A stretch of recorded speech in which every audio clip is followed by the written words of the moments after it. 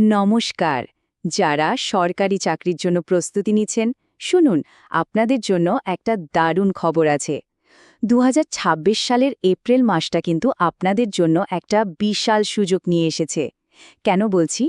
কারণ এই মাসেই সারা দেশ জুড়ে বিভিন্ন সরকারি দফতরে এমন এক বিশাল নিয়োগ প্রক্রিয়া শুরু হয়েছে, যেটা আপনার স্বপ্নকে সত্যি করে দিতে পারে। হ্যাঁ, ঠিকই শুনছেন। সংখ্যাটা শুনলে হয়তো একটু চমকে যাবেন। ৭০,০০০-এরও বেশি শূন্য পদ। ভাবা যায়, সারা দেশ জুড়ে এতগুলো সরকারি পদে নিয়োগ, এটা চাকরি প্রার্থীদের জন্য একটা ঐতিহাসিক সুযোগ বললেও কিন্তু কম বলা হয়। আচ্ছা, এই যে এতগুলো পদের কথা বলছি, এর মধ্যে ৩টে ক্ষেত্র কিন্তু সবার আগে নজর কাটছে। কোনগুলো? ১. শিক্ষক নিয়োগ, ২. ভারতীয় রেলওয়ে, আর ৩ নম্বর হল আমাদের প্রতিরক্ষা বাহিনী। তো চলুন, মূল লিস্টে যাওয়ার আগে এই ৩টে ক্ষেত্র নিয়ে একটু জেনে নিই। তো আর দেরি না করে চলুন এবার সরাসরি দেখে নেওয়া যাক এপ্রিল মাসের সেই টপ 10 চাকরির বিজ্ঞপ্তি, যেগুলো আপনার স্বপ্নের কেরিয়ারের দরজাটা খুলে দিতে পারে। আমাদের লিস্টের একদম প্রথমে আছে বিহার পাবলিক সার্ভিস কমিশনের শিক্ষক নিয়োগ, মানে বিপিএসসি টিআরই 4.0।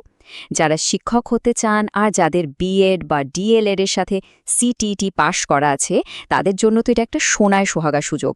আবেদন কিন্তু এপ্রিল থেকে মে মাস পর্যন্ত করা যাবে। ২ নম্বরে আছে স্টাফ সিলেকশন কমিশনের খুব জনপ্রিয় একটা পরীক্ষা, কম্বাইন্ড হায়ার সেকেন্ডারি লেভেল, মানে এসএসসি সিএইচএসএল। যারা উচ্চ মাধ্যমিক পাশ করেছেন তাদের জন্য কেন্দ্র সরকারের চাকরিতে ঢোকার এটা কিন্তু অন্যতম সেরা একটা রাস্তা। আবেদনের শেষ তারিখ ৩১শে মে, তো এখন থেকেই প্রস্তুতিটা জোরকদমে শুরু করে দিন। যাদের রেলে চাকরি করার স্বপ্ন, তাদের জন্য দারুণ খবর। রেলওয়ে প্রোটেকশন ফোর্স বা আরপিএফে কনস্টেবল আর সাব ইন্সপেক্টর পদে নিয়োগ চলছে। মাধ্যমিক পাশ বা গ্র্যাজুয়েট সবাই আবেদন করতে পারবেন। তবে একটা কথা মাথায় রাখতে হবে, সময় কিন্তু খুব কম। মে মাসের শুরুতেই অ্যাপ্লিকেশন বন্ধ হয়ে যাবে। আচ্ছা, দেশে সেবা করার ইচ্ছা আছে? তাহলে ইউপিএসসির সেন্ট্রাল আর্মড পুলিশ ফোর্স বা সিএপিএফ পরীক্ষাটা কিন্তু আপনার জন্যই। যে কোনো শাখায় গ্র্যাজুয়েট হলেই আপনি অ্যাসিস্ট্যান্ট কমান্ড্যান্টের মতো একটা সম্মানীয় পদের জন্য আবেদন করতে পারবেন।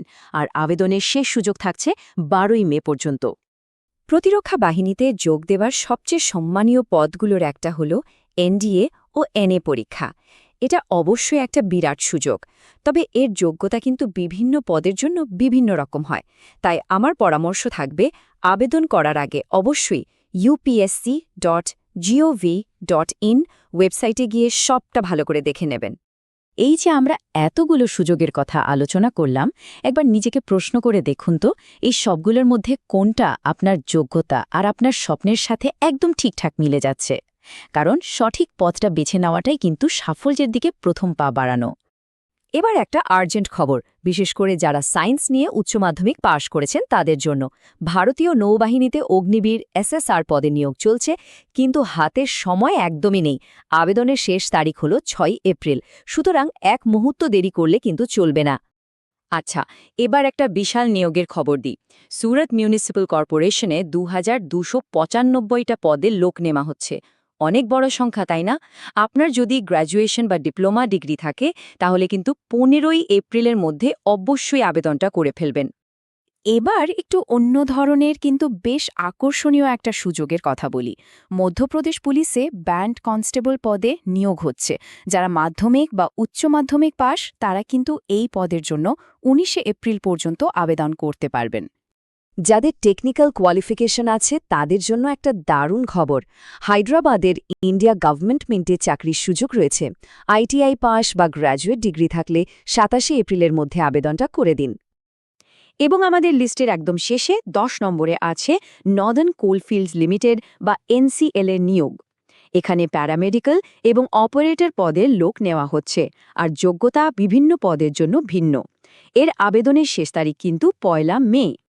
তো সেরা ১০টা চাকরির ব্যাপারে তো আমরা সবটা জানলাম, কিন্তু আবেদন করার আগে একটা খুব জরুরি কথা আছে, যেটা প্রত্যেককে মাথায় রাখতেই হবে। সবচেয়ে গুরুত্বপূর্ণ বিষয়টা হলো বয়সসীমা।